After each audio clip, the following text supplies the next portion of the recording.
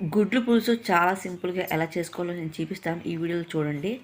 First గుడ్లు boil చేసుకోవాలి. ఆ తర్వాత తీసేసి ఆ గుడ్లకు సరిపడా ఉల్లిపాయలు, టమాటాలు, పచ్చిమిరపకాయలు తీసుకోవాలి. ఒక బౌల్లో వేసుకొని శుభ్రంగా దాన్ని కడిగి పక్కన పెట్టాలి.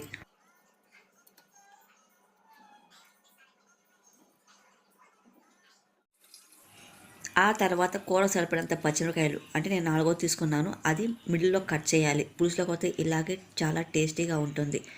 ఆ తర్వాత ఉల్లిపాయలు కూడా చిన్న ముక్కలు కట్ చేసుకోవాలి.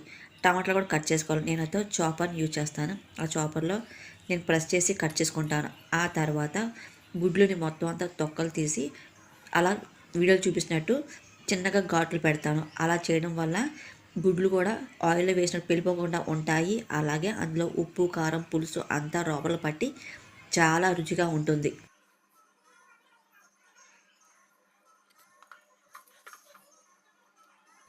నేనైతే ఉల్లిపాయలు కానీ టమాటాలు కట్ చేయడానికి ఈ చాపర్ని యూజ్ చేస్తాను. ఎందుకంటే అంత ఈక్వల్గా చిన్న ముక్కలు ఉంటాయి. లేదనుకో మన చేతితో కట్ చేస్తే కొన్ని పెద్దవి చిన్నగా వస్తాయి.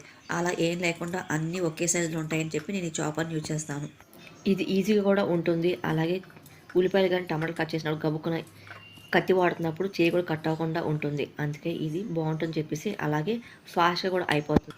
నేను వండే ఈ గుడ్లు పులుసుకి ఈ నిమ్మకాయ సైజ్ అంతా చింతపండు సరిపోతుంది. ఆల్రెడీ అది నేను నానబెట్టి పెట్టాను. ఆ తర్వాత నేను స్టవ్ ఆన్ చేసి బౌల్ పెట్టి 2 టేబుల్ స్పూన్ ఆయిల్ వేసి అందులో ఉడికించిన గుడ్లను వేసాను. అది కొంచెం ఫ్రై అయ్యాక పక్కకి తీసి పెట్టేశాను.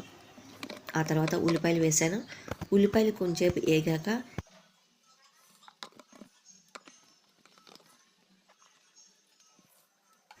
ఉల్లిపాయలు చాలా స్లో మంట మీద కుక్ అవ్వాలి. ఆ తర్వాత చిటికెడు పసుపు తీసుకొని వేసి కలపాలి.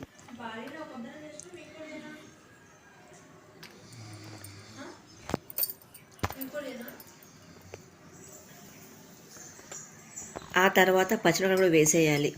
స్లో మంట మీద కుక్ అవ్వాలి. అప్పుడే మీకు టేస్టీగా ఉంటుంది. చాలామంది మంట ఫాస్ట్ పెట్టేసి తొందరగా చేయాలని చెప్పి అనుకుంటారు, కానీ అలా చేయడం వల్ల ఉల్లిపాయలు పచ్చివాసన వస్తుంది, ఏ మాత్రం రుచి ఉండదు. ఇదే కాదు, ఏ కర్రీ అయినా సరే స్లో మంట మీద కుక్ అవుతుంది, బాగుంటుంది. ఆ తర్వాత ఇందులో టమాటాలు మనం చాప్ చేసి పెట్టుకొని అది కూడా ఇందులో వేసేయాలి.